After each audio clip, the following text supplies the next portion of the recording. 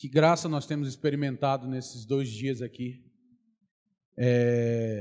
Tem sido algo maravilhoso e, ao mesmo tempo, por estar sendo tão bom, se torna difícil estar aqui onde eu estou agora. Em primeiro lugar, porque tantas verdades foram externadas, reveladas a nós. Ao mesmo tempo, depois de ouvir tantas coisas, né? A Elisa veio trazendo uma perspectiva da nossa amizade com Deus e de como que o nosso amor por nós mesmos prejudica o nosso amor a Deus.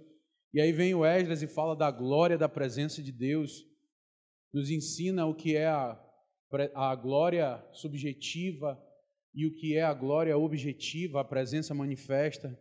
E o Vitor vem de uma forma graciosa e fala da presença e do propósito e do desejo de Deus de tabernacular, de estar no nosso meio.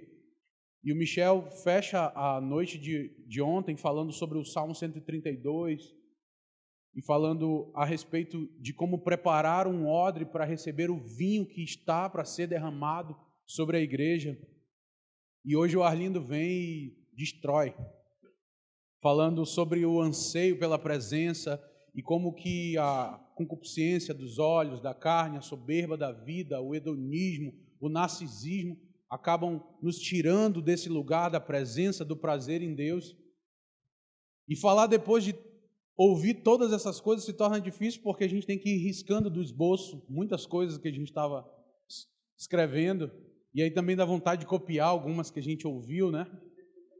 Mas o fato é que em algum momento você vai sentir que está redundando alguma coisa, porque alguns exemplos que eu externei já está no esboço e você vai ver, e eu não sei o quanto que eu vou conseguir permanecer nele ou não, vai mostrar alguma conexão, e eu espero que seja dessa forma como o Ângelo falou, de uma perspectiva diferente, mas com o mesmo coração, com o mesmo desejo, com uma mesma visão.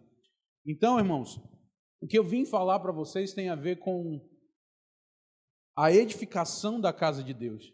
Já que nós entendemos essa glória, já que nós entendemos a responsabilidade de ser amigos de Deus, já que nós entendemos o propósito dessa presença, já que nós entendemos que é o desejo de Deus habitar, tabernacular em nosso meio, a gente vai precisar construir um lugar para que toda essa revelação ela esteja contida.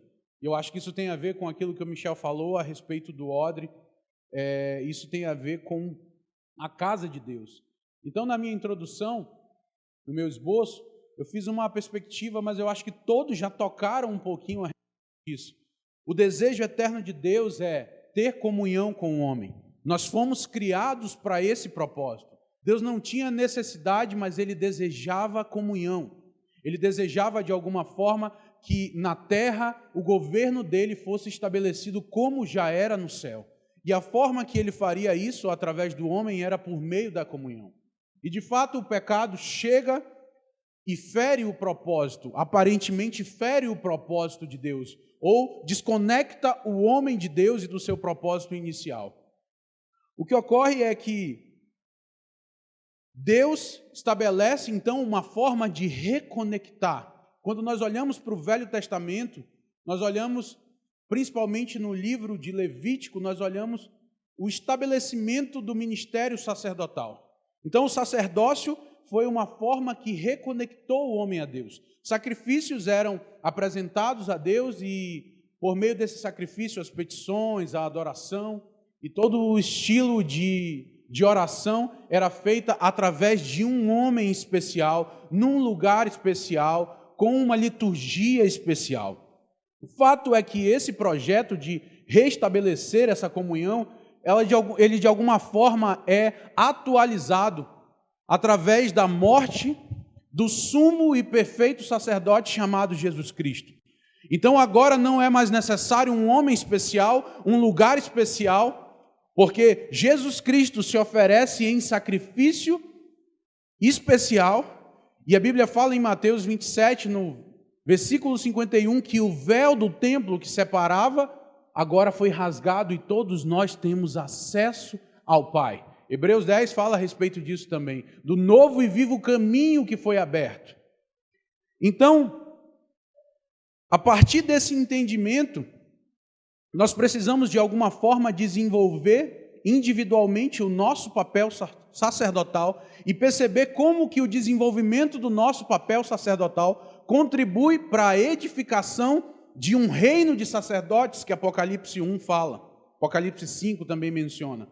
Então, é interessante que o que nós desejamos construir como ideia é reunir pessoas num lugar aonde a lei de Deus, os preceitos de Deus, os mandamentos de Deus são valorizados, aonde existe uma cultura de honra pela presença desse Deus, e aonde existe uma construção que é erguida no padrão de Deus, a presença de Deus se manifesta, a presença de Deus visita de forma gloriosa e estrondosa aquele lugar.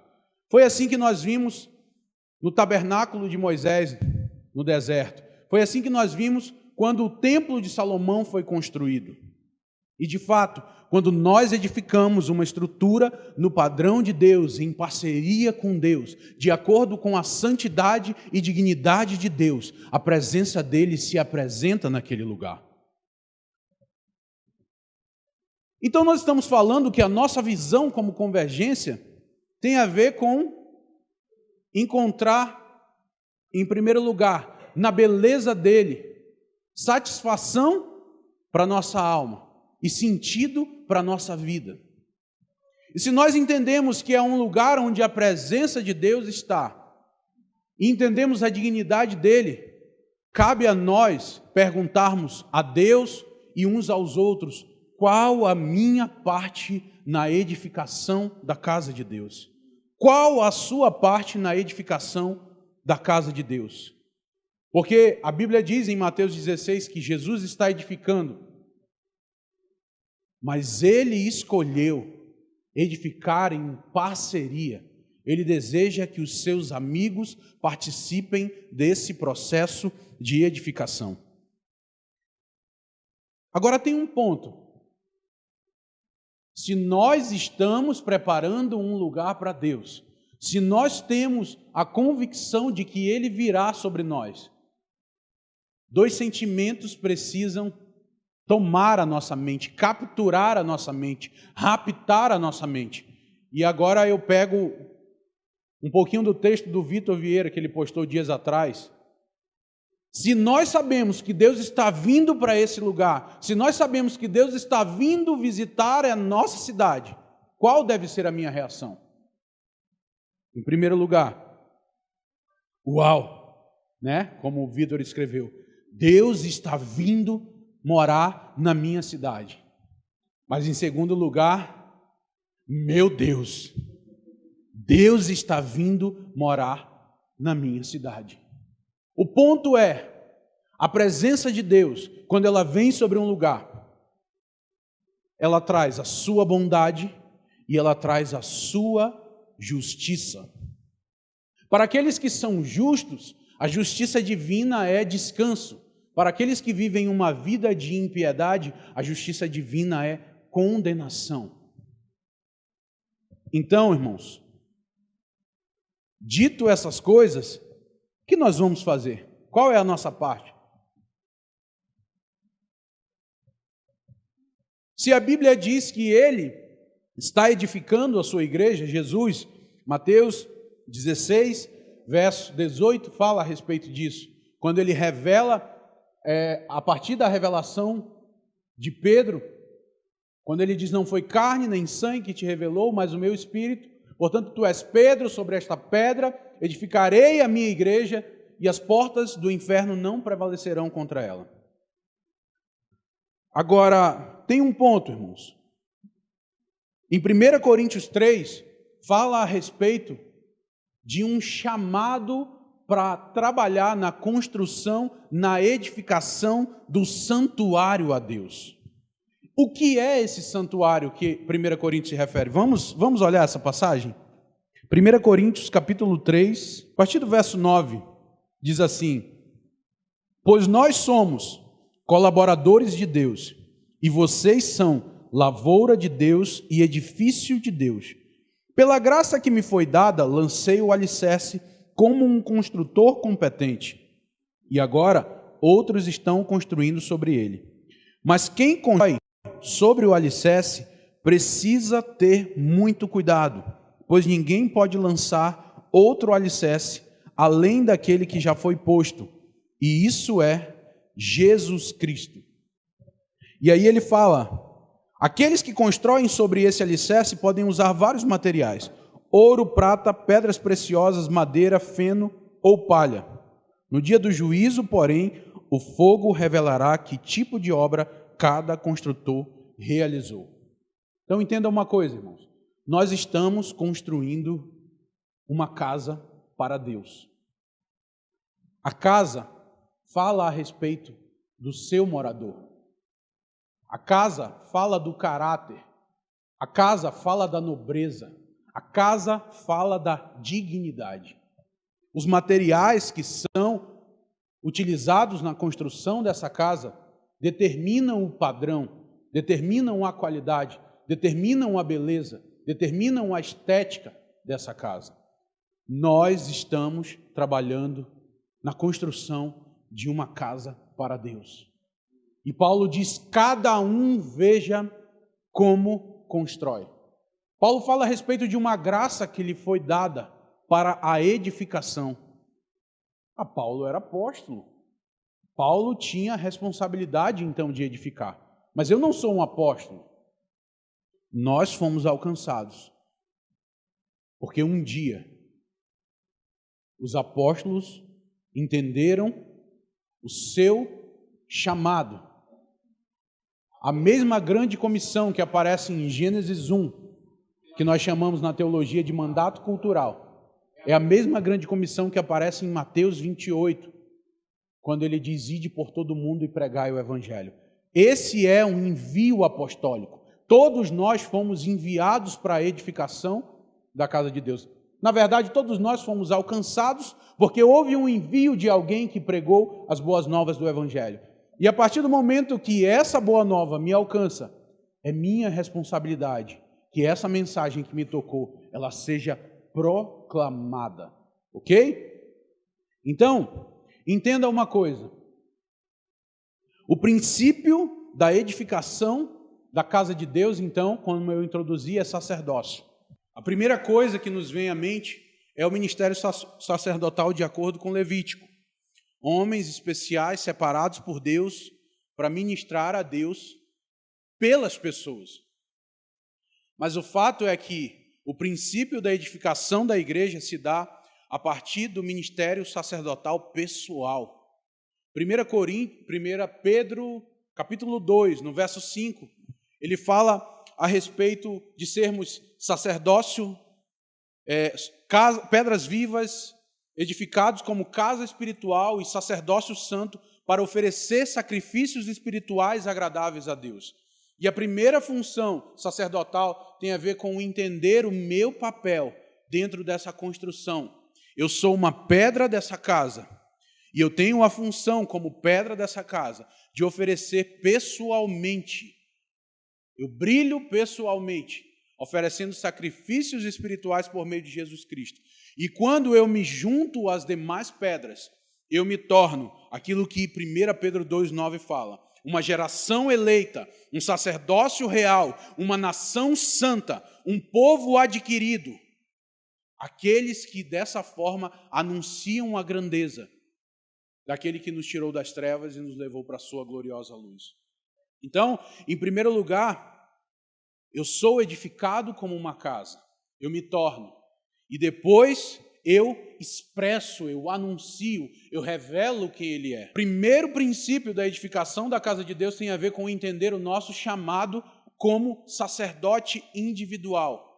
E todos os irmãos que vieram antes de mim aqui levantaram essa bandeira. O Arlindo, de forma muito sábia, nos instruiu na construção de um altar pessoal a partir de então, já que um novo ano se inicia a partir de amanhã. E o primeiro princípio, para que eu seja uma expressão ou uma parte da casa de Deus, é entender que eu sou uma parte e mesmo quando eu estou fora do todo, eu continuo na responsabilidade de ver e resplandecer quem Ele é, de oferecer sacrifícios espirituais a Deus por meio de Jesus Cristo. Então, à medida que eu vejo, dessa forma eu expresso. 2 Coríntios mesmo, no capítulo 3, ele fala, a partir, se não me engano, do verso 16, sempre que alguém se volta para o Senhor, o véu é removido, pois o Senhor é o Espírito, e onde está o Espírito do Senhor, ali há liberdade. Portanto, todos nós, dos quais o véu foi removido, podemos ver e refletir a glória do Senhor. E o Senhor, que é Espírito, nos transforma gradativamente à sua imagem gloriosa, deixando-nos cada vez mais parecidos com Ele. Então entenda uma coisa, à medida que eu vejo, eu reflito, eu me torno parecido com Ele. E cada vez que eu me torno parecido com Ele, eu faço parte desse princípio, dessa pedra, de uma parte da grande edificação chamada Casa de Deus. Então, irmãos, esse princípio, ele tem como responsabilidade expressar o amor, a bondade, a justiça de Deus. À medida que eu participo como sacerdote individual de um reino de sacerdote, nós unimos o nosso propósito em revelar aquele que nos chamou. Agora veja, nós estamos falando a respeito de edificação. Nós estamos construindo um lugar para a morada de Deus. Deus é um morador exigente. Deus é um morador digno. Nós precisamos ver como nós construímos, qual material nós estamos edificando. E o Arlindo muito bem falou a respeito de como o hedonismo e o narcisismo fazem com que nós deixemos de olhar para Deus e nos voltemos para nós mesmos. E sabe o que é interessante? É que mesmo quando nós estamos trabalhando na edificação da casa de Deus, a concupiscência da carne, a concupiscência dos olhos, a soberba da vida, ela não vai nos deixar. Nós vamos ser tentados por ela. Mesmo quando nós estamos trabalhando na edificação, é fácil tirar os nossos olhos dele, do nosso Senhor, do nosso amado, daquele o qual nós devemos olhar e ser transformados à sua imagem. E é um engano acreditar que só porque você está se entregando ao Senhor, só porque você está se entregando no ministério, a tentação não vai te roubar, a tentação não pode te afetar. Porque esse lugar é um lugar perigoso, esse lugar é um lugar tentador. Esse lugar, ele aguça em nós um sentimento de glória. Eu chamo de a síndrome de Lúcifer, né? Quando você começa a atuar para Deus e você percebe Deus te usando, você olha para si mesmo e diz, uau, como eu sou glorioso, né? Quando você acerta numa palavra, quando você acerta numa oração, quando você acerta numa palavra de conhecimento, numa profecia, quando você acerta num aconselhamento, você começa a olhar para si mesmo e diz assim, nossa, eu sou ungido. E foi dessa forma que Lúcifer, um anjo de luz, perdeu seu propósito e foi expulso do céu. Então entenda uma coisa, é necessário compromisso na edificação. Deus está nos chamando para ser parceiros numa construção. Mas entenda, o que nós estamos construindo é para Ele e não para nós mesmos.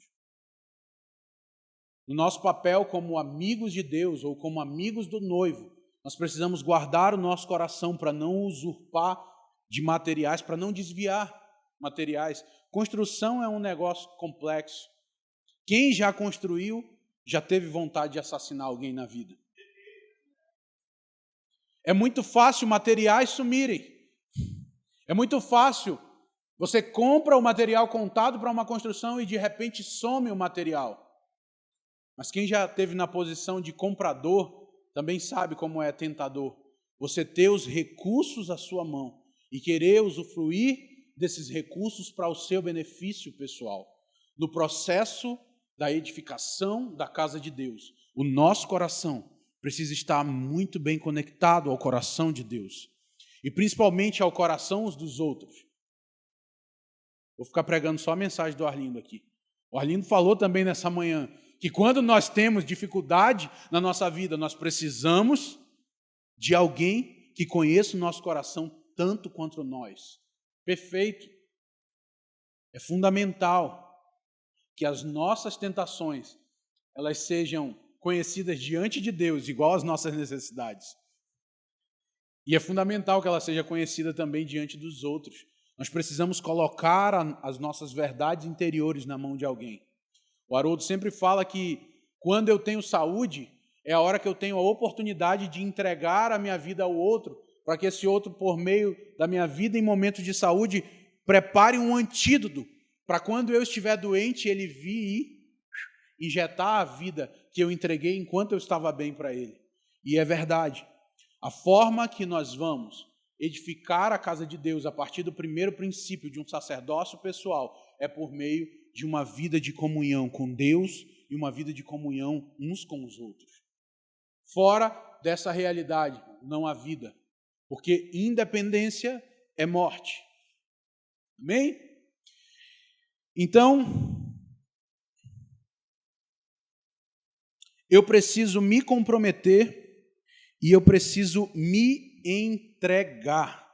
Esse é o mais difícil. Eu preciso desistir de mim mesmo. Sabe o que acontece? Nós somos muito rápidos para procurar coisas novas. O que Deus está falando agora? O que Deus está fazendo agora? Eu quero participar daquilo que Deus está fazendo. Mas tem um pontinho aí que a gente precisa parar e voltar. Deus, em todo tempo, está fazendo e falando coisas.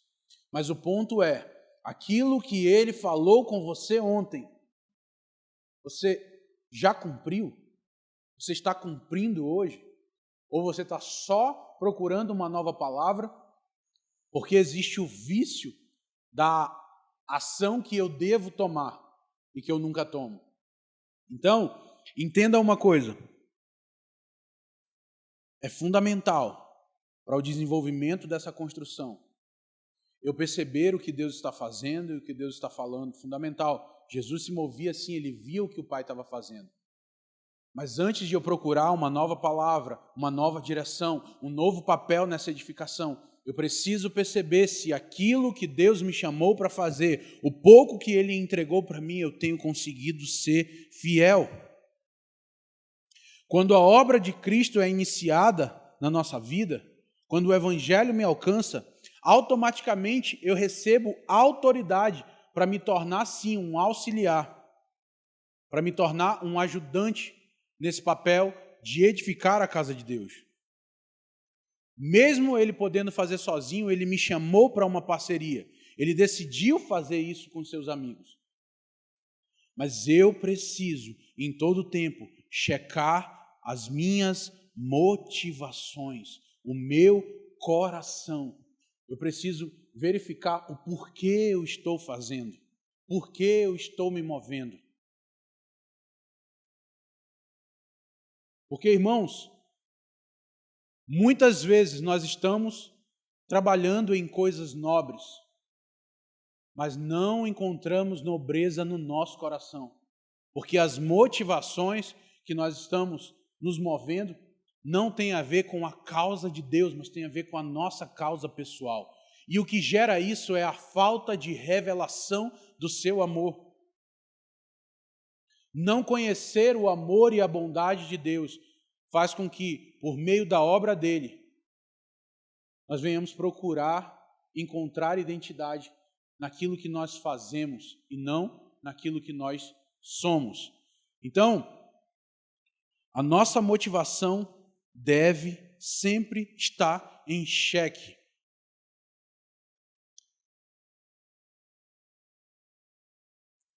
Paulo advertiu nessa passagem, cada um veja como constrói.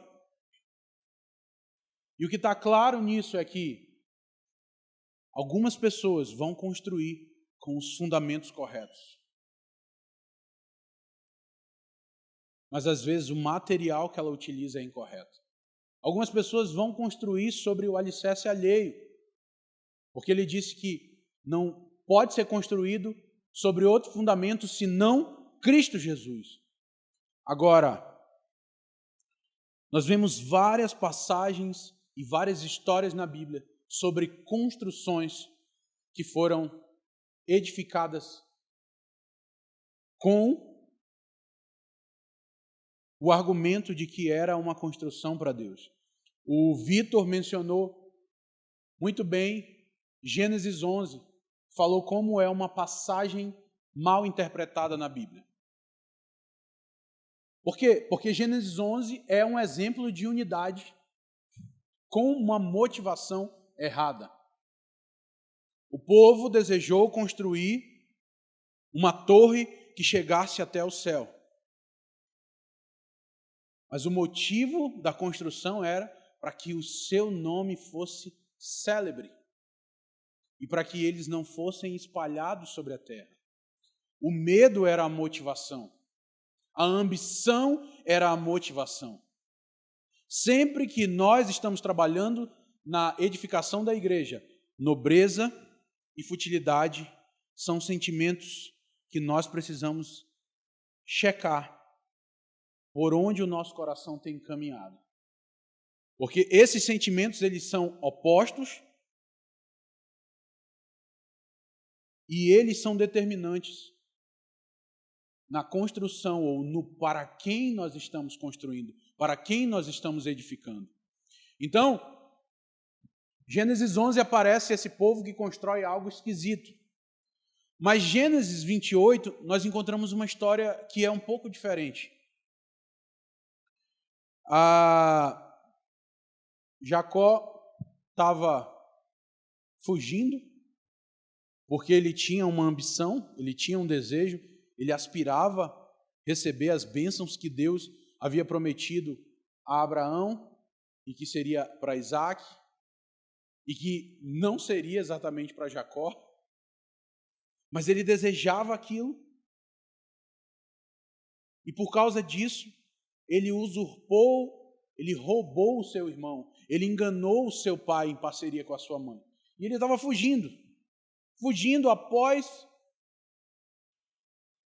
uma situação complexa que ele tinha gerado.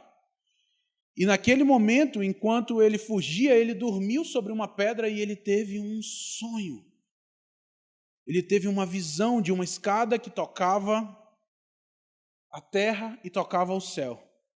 E olha só que interessante. No primeiro caso, o povo queria construir uma torre que chegasse até o céu, que tornasse famoso e que não fosse espalhado. E aí vem Deus e se revela a eles. Porque Gênesis 11, a ação deles atraiu os olhos de Deus. Deus olhou para eles e disse assim: eis que esse povo é um, e de agora em diante não haverá restrição para aquilo que eles empreenderem. Deus ele olhou para aquele povo e ele viu um poder de unanimidade tão grande nele, que ele disse: ou eu vou fazer alguma coisa agora, ou depois vai ser difícil de voltar atrás com aquilo que eles fizeram. E Deus o espalhou. Aquilo que eles mais temiam aconteceu. Eles foram espalhados pela terra com confusão. Interessante que quando nós edificamos fora do fundamento correto, o que mais nós buscamos é o que mais longe nós chegamos. O que o povo queria era fama. E eles se tornaram anônimos, espalhados pela terra. Mas na segunda edificação, o que nós encontramos é uma construção em parceria com Deus. Jacó estava ali fugindo, sabia que tinha feito bobagem. Simplesmente, Deus toma uma iniciativa nesse encontro. Vamos olhar a passagem. Gênesis 28, do verso 11 ao 22. Só para vocês identificarem que história, porque não é tão conhecida quanto a de Gênesis 11, e como essa não foi mencionada, vamos ler rapidinho. Diz assim, a partir do verso 11: Sonho de Jacó em Betel, título da perícope. Nesse meio tempo, Jacó partiu de Berseba e rumou para Harã. Quando o sol se pôs, chegou a um local para acampar e ali passou a noite. Encontrou uma pedra para descansar a cabeça e se deitou para dormir.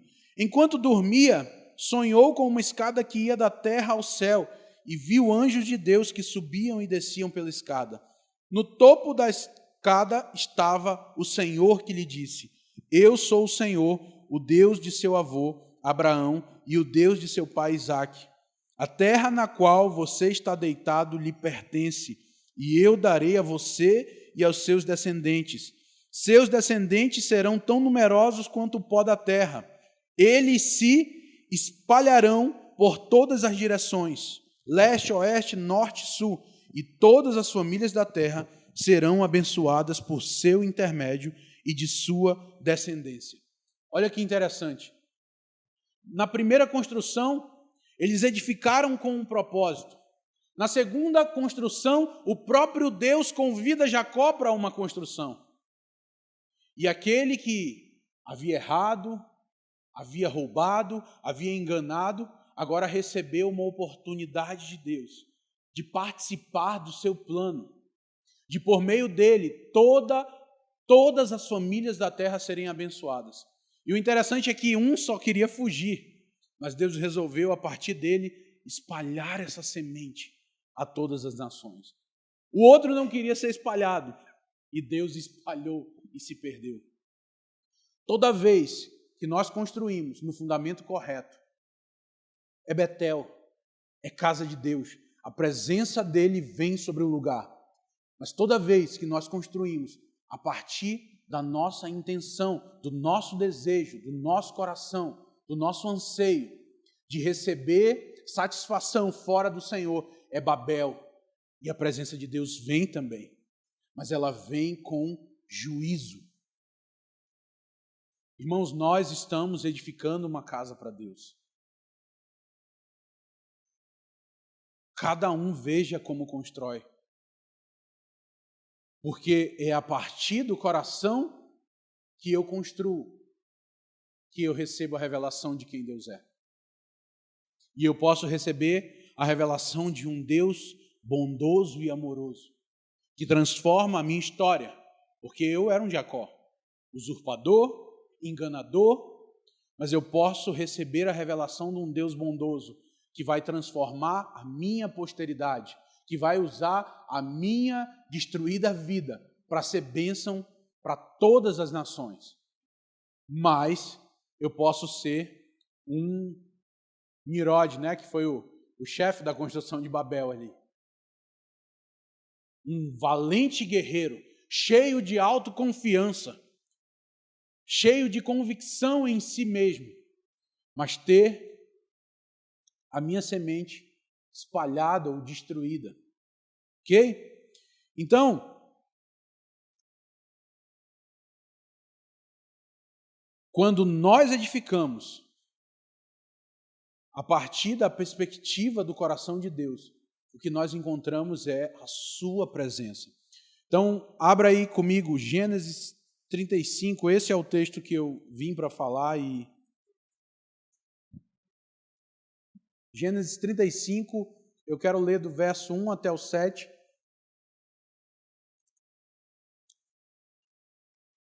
E depois, para não ficar muito longo, eu vou dar um salto do 7 para o verso 14 e 15, tá?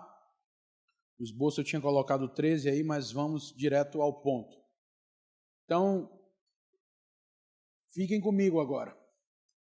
Porque essa luz aqui ofusca um pouco, eu não consigo ver os olhos de vocês, eu não sei se vocês estão dormindo, mas fica. Estão avivados? Então dá glória aí, povo.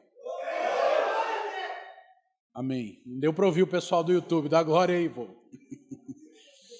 Então, irmãos, vamos lá. Gênesis 35, verso 1 diz assim: Eis que Deus falou a Jacó: Levanta-te, sobe a Betel e habita ali. Em Betel erguerás um altar. Presta atenção, erguer um altar, adoração, um princípio da construção de Deus. Sempre que nós edificamos uma casa para Deus, nós vamos encontrar, em todas as histórias, nós vamos encontrar essas mesmas palavrinhas. Erguerás um altar ao Deus que te apareceu quando fugias da presença do teu irmão Esaú. Olha só que interessante. Primeiro princípio da edificação, adoração. Verso 2 diz assim: Jacó ordenou a sua família. Olha que interessante. Discipulado familiar. A bênção da pandemia trouxe esse presente para muitos pais nesse ano de 2020. Se tem algo que eu ganhei de presente foi levantar o meu sacerdócio familiar. Consegui encontrar tempo para discipular minha esposa e os meus filhos. Mas nós percebemos aqui que não é algo novo. Não é algo, não é uma moda pós-moderna, não, evangélica. Desde o princípio, Deus tem um desejo de que as famílias sejam discipuladas ao seu padrão. Jacó ordenou a sua família e a todos que estavam com ele. Não foi só a casa. Dentro dos seus relacionamentos veio a ordem de Deus, veio o discipulado. E ainda no verso 2 ele diz: lançai fora todos os deuses estrangeiros que estão no meio de vós, purificai-vos e mudai as vossas roupas. Eu quero ler todo o texto e depois eu volto aqui. Partamos e subamos a Betel, a casa de Deus. Aí farei um altar ao Deus que me ouviu quando eu estava em profunda angústia e me socorreu na viagem em que fiz. Então o povo entregou a Jacó todas as imagens dos deuses estrangeiros que possuíam e os amuletos que usavam nas orelhas como brinco. E Jacó os enterrou ao pé do grande carvalho sagrado que fica perto de Siquém. Eles levantaram acampamento e, enquanto partiam, Deus fez se abater sobre os moradores de todas as cidades vizinhas um medo terrível. Por isso, eles não se atreveram a perseguir Jacó, a sua caravana. Assim, Jacó e todos que com ele estavam chegaram à Luz, cidade que também ficou conhecida pelo nome de Betel e que situa a terra de Canaã. Lá Jacó construiu um altar e colocou um nome no lugar em Betel, o Deus de Betel, porque ali Deus havia se revelado a ele quando estava fugindo com medo do seu irmão. No verso 14 diz assim, passou todo o contexto, né? Deus se revelou, mudou seu nome, prometeu uma nação, uma assembleia de nações, nascimento de reis, e então Jacó escolheu uma pedra e a colocou como coluna no lugar em que Deus lhe falara, e derramou vinho e azeite sobre ela como uma oferta de libação, e passou a chamar de Betel o lugar aonde Deus tinha falado com ele. Vamos pedir inspiração do Espírito Santo para olhar essa passagem e extrair uma arquitetura para a edificação da casa de Deus, amém? Pai, eu peço que você venha sobre nós agora, Pai, essa é a tua palavra. Nós pedimos, Senhor, que por meio dessa história, Senhor, contada aqui, Senhor, princípios para a edificação de uma casa para você sejam extraídos e absorvidos pelo coração desses homens e mulheres que aqui estão, desses homens e mulheres que nos assistem pelo YouTube. Pai, entra nas casas, entra, Senhor, em cada lar aqui representado, Pai. E no nome de Jesus, Senhor, que a ordem do Senhor, a justiça do Senhor venha sobre essas casas, Pai. Em nome de Jesus.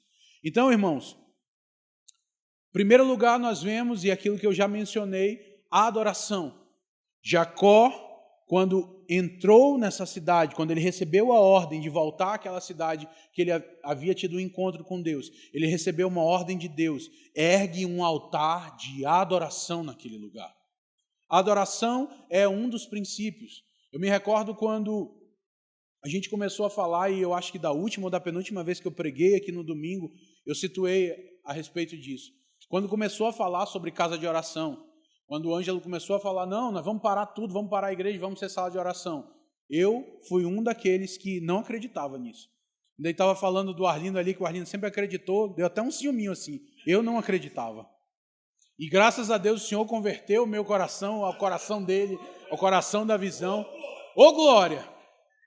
Mas o fato, irmãos, é que existe uma mentalidade, sabe, religiosa, que fecha a nossa mente para o tamanho da dignidade de Deus. Isso tem a ver com o fato de que Deus não é o centro dessa espiritualidade falsa. Mas, na verdade, Deus é um objeto que torna a vida desses que o adoram mais fácil.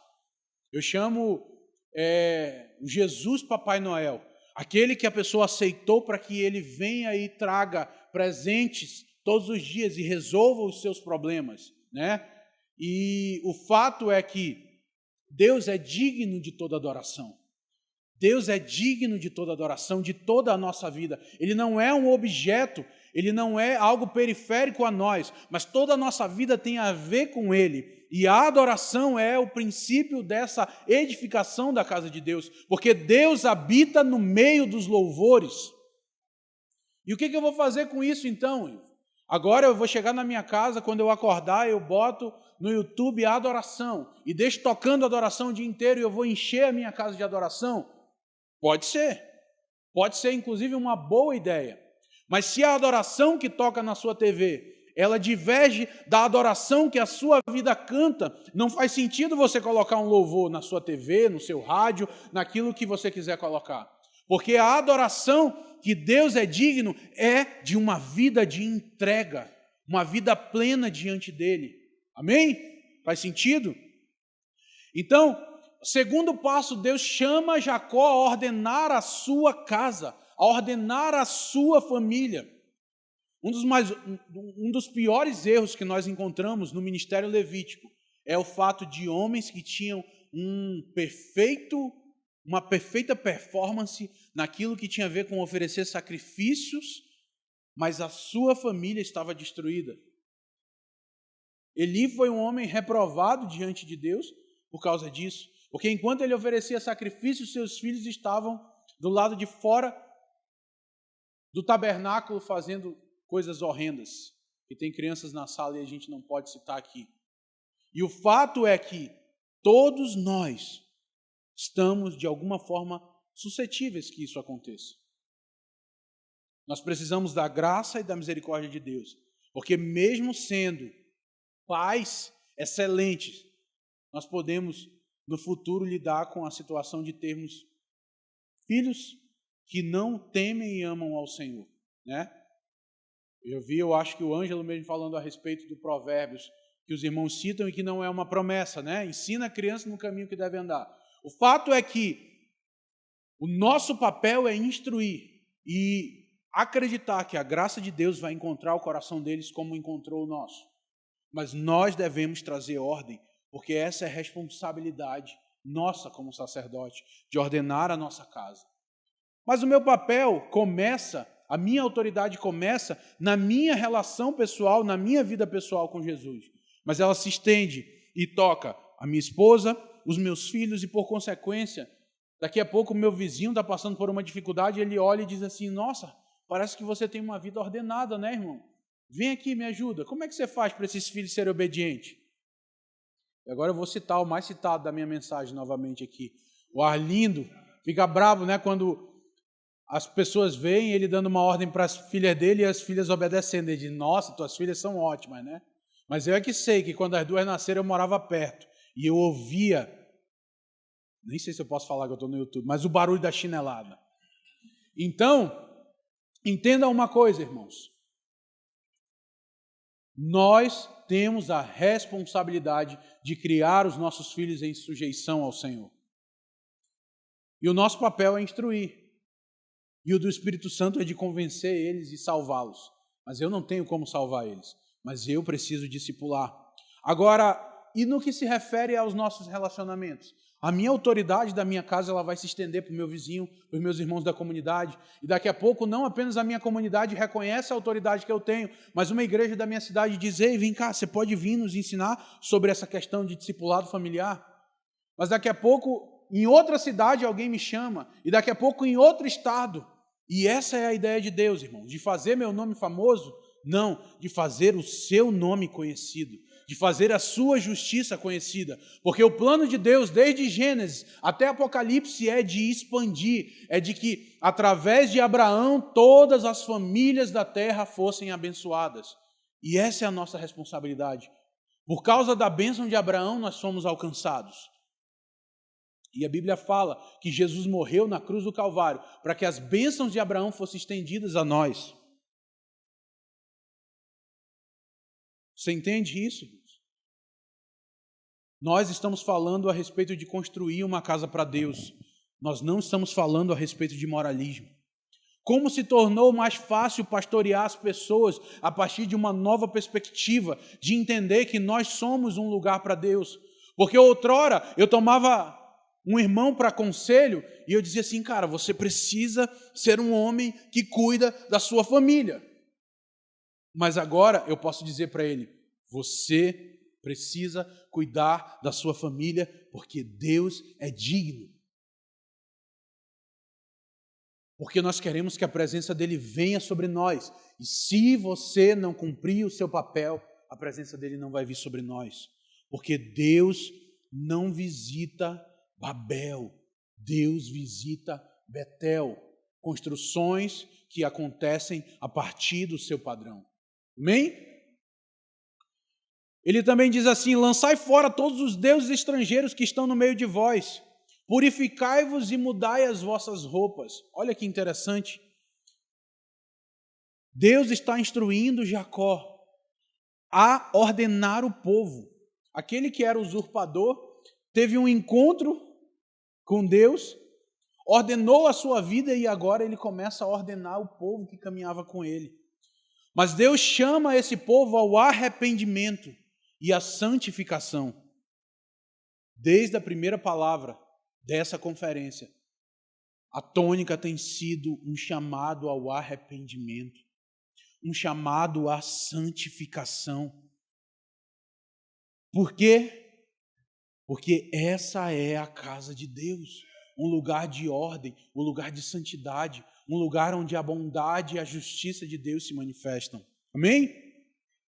No verso 3 ele diz, partamos e subamos à casa de Deus, ali farei um altar a Deus, que me enviou quando eu estava em profunda angústia e me socorreu na viagem que fiz.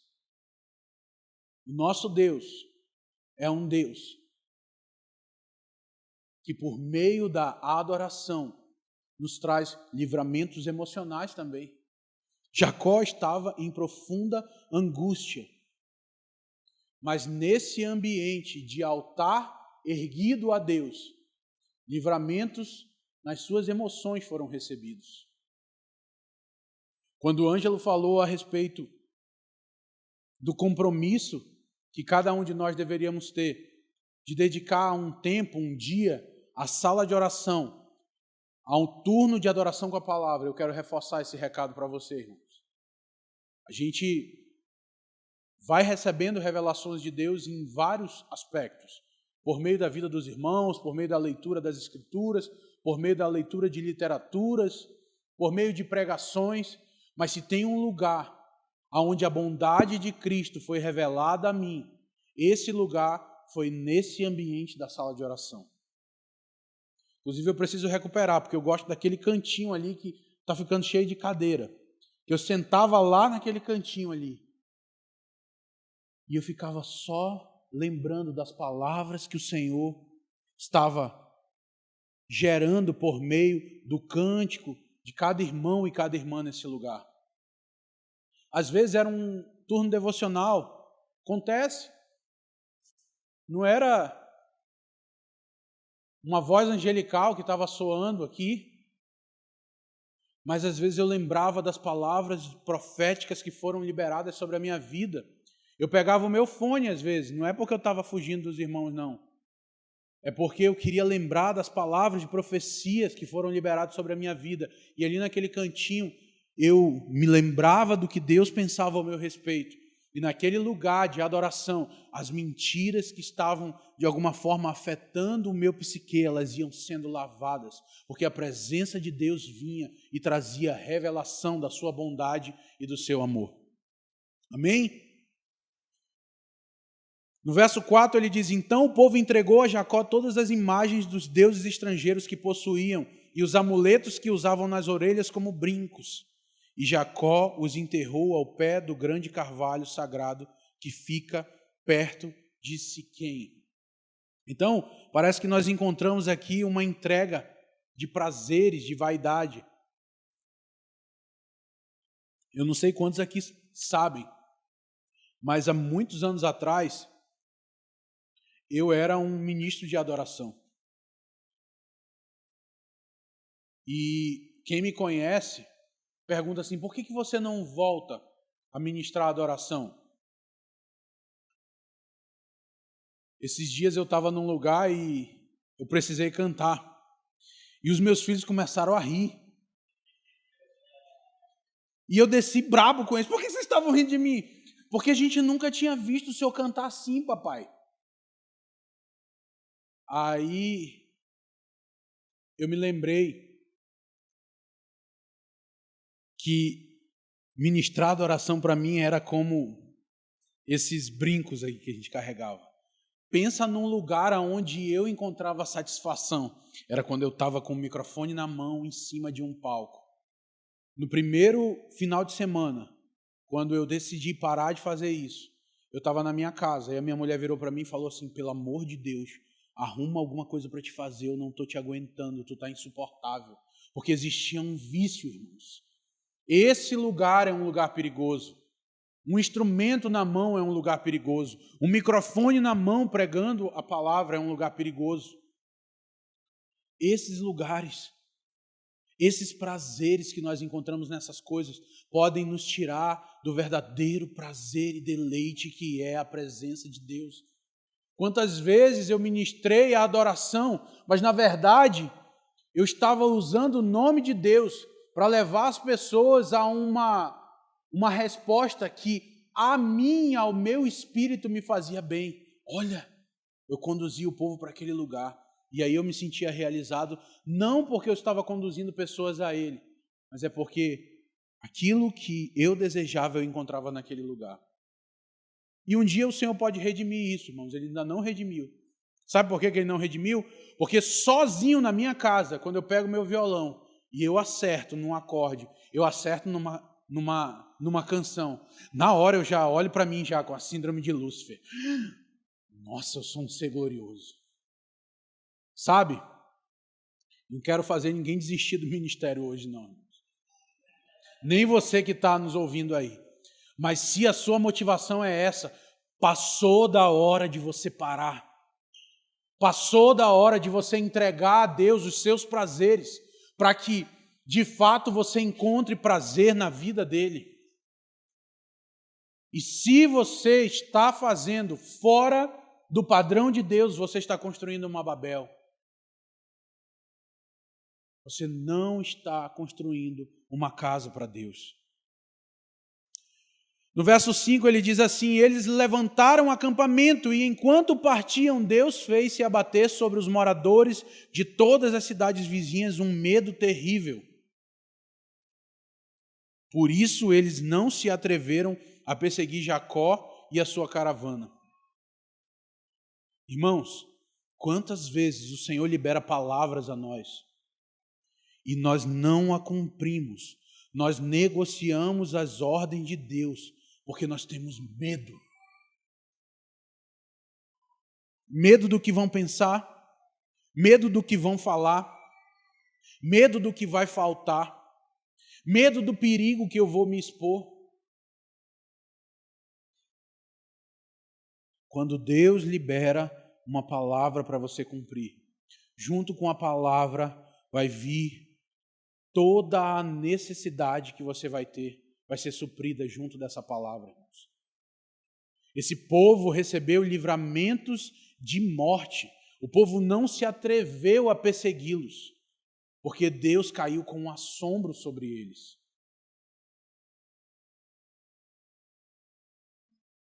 Quantas vezes nós negociamos as palavras que nós recebemos? Quantas vezes? Não, mas vai me faltar isso. Quantas pessoas têm convicção de que Deus os chamou para uma entrega muito mais radical, mas está sempre com um pezinho atrás, está sempre confiando num plano B, está sempre confiando na sua força. Submissão é descanso, irmãos. Quando nós aprendemos a submeter a palavra de Deus, nós encontramos descanso. Mas é um exercício. No começo vai doer, no começo vai ser difícil.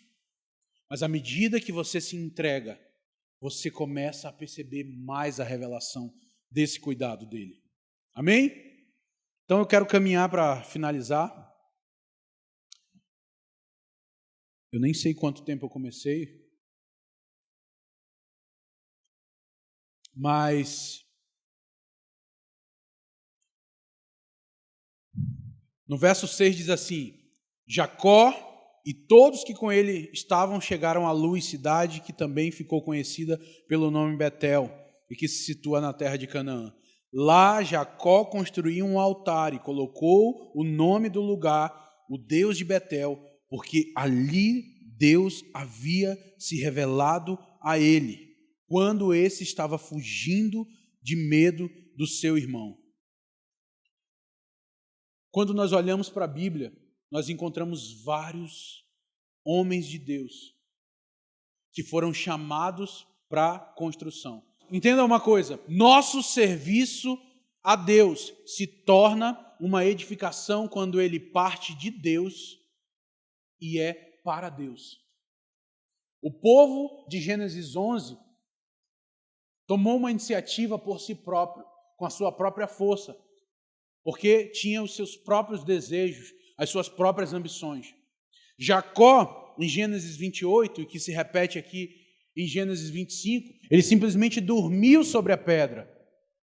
E o que aconteceu foi que Deus veio em sua direção e, partindo de Deus, ele encontrou uma casa para Deus. Mas nós vemos vários outros homens. Moisés tinha um chamado para ser um libertador. Desde pequeno, ele foi cercado de milagres no seu nascimento. Mas quando Moisés, de si mesmo, tentou assumir a sua função, a sua posição, o que ocorreu foi assassinato, morte.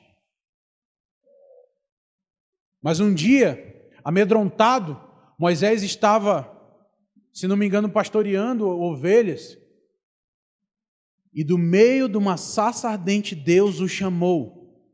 O primeiro encontro que Moisés teve com Deus marcou a sua vida e modificou o seu destino para sempre.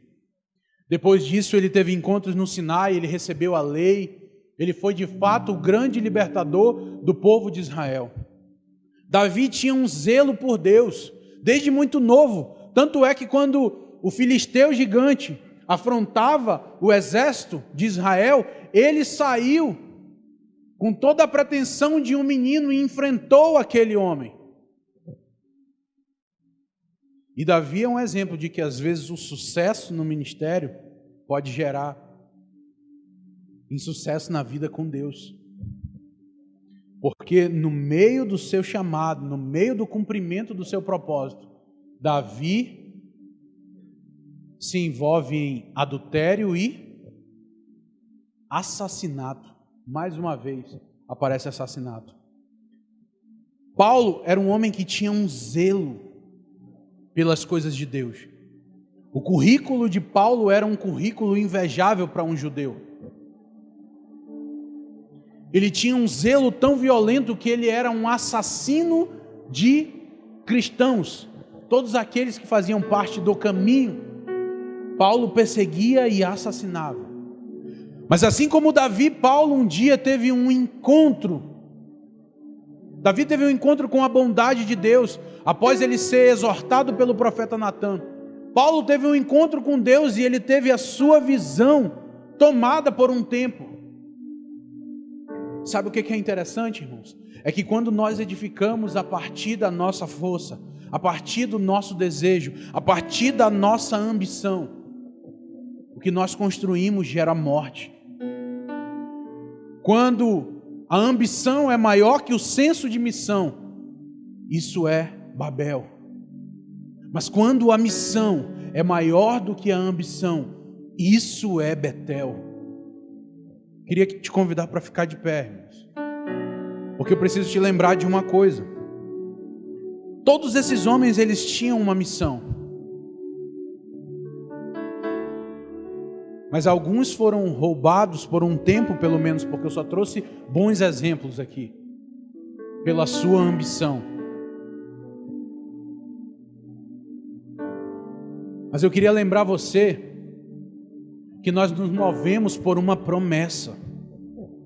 Deus tem promessas. O Vitor citou essa passagem ontem aqui. Êxodo 29:45 diz assim: e habitarei entre todos os filhos de Israel, e serei para eles Deus. Deus deseja habitar em nosso meio. Deus deseja estar conosco. Deus deseja tabernacular em nosso meio. Joel 2:28 diz: e depois desses eventos derramarei o meu espírito sobre todos os povos. Os seus filhos e as suas filhas profetizarão, os idosos terão sonhos, os jovens ganharão visões. Irmãos, nós concluímos que a presença de Deus é a coisa mais importante pela qual nós devemos nos entregar, buscar. É o verdadeiro sentido da vida. É o maior anseio do coração do homem. E se é nele que nós vamos encontrar deleite e prazer verdadeiro, nós precisamos assumir um compromisso, em primeiro lugar individual e depois coletivo, de ser uma casa para Deus. E como o Ângelo falou aqui no começo, você que nos assiste, se você está desconectado de uma vida de comunidade, você quer fazer parte disso, venha para cá. Mas se Deus te chamou para edificar isso na sua cidade, nós queremos despertar você, nós queremos auxiliar você nesse processo, porque nós não estamos construindo um reino para nós mesmos, nós queremos ser um reino de sacerdotes. Mas para isso, o nosso coração precisa ser colocado diante do Senhor, as nossas motivações precisam ser julgadas.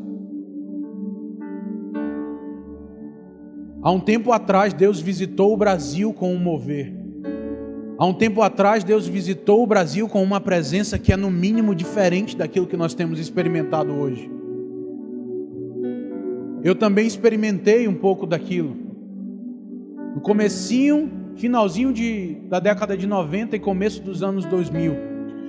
Mas um tempo atrás nós tivemos um Zoom com o Judson.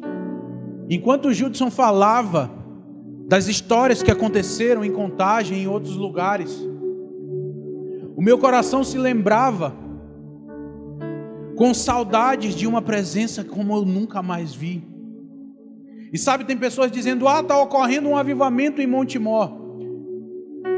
E como a Carol falou lá no chat do YouTube, não é avivamento não, mas nós desejamos uma presença manifesta de Deus. E a revelação de Deus tem a ver com a sede do seu povo. Por isso eu queria que você se voltasse para o Senhor agora. Porque como 2 Coríntios eu li aqui no começo, ele disse que todas as vezes que o povo se voltava para o Senhor, o véu era retirado. Pai, nós queremos ver a sua face, nós queremos ver a sua glória, nós queremos ver a sua beleza, nós queremos ter a sua presença em nosso meio, Senhor. Para edificar uma casa para você, Senhor, nós precisamos de você, porque entendemos que você não habita em templos feitos por mãos e não tem parte nossa que pode ser feita, Senhor, porque a nossa parte é você que opera em nós. Por isso te pedimos, Espírito Santo, venha sobre nós. Para ter a sua presença, nós precisamos da sua presença. Venha sobre nós, Senhor. Venha sobre nós, Senhor. Venha sobre nós, Senhor. Nós queremos, Senhor, queremos a sua presença, Pai. Não queremos ser como aqueles, Senhor, que estavam preocupados em edificar um palácio para si, enquanto a sua presença estava numa tenda, Senhor. Mas nós queremos ter o coração do novo Davi, aquele que se incomodou com isso, e que prometeu que não daria descanso aos seus olhos, às suas pálpebras, até ter um lugar para você, Senhor. Cria no meio dessa comunidade, cria no coração das pessoas que nos assistem agora no YouTube, Senhor, um coração como o coração de Davi, que anseia construir um lugar para a sua habitação. Pai, no nome de Jesus, levanta Betel em casas que estavam sendo destruídas, Transforma Babéis em Betéis, no nome de Jesus. Que a ordem do Senhor venha. Encontra Jacó, Senhor. Encontra Jacó nessa tarde, nessa noite, Senhor. Encontra famílias que estão nos assistindo, Senhor.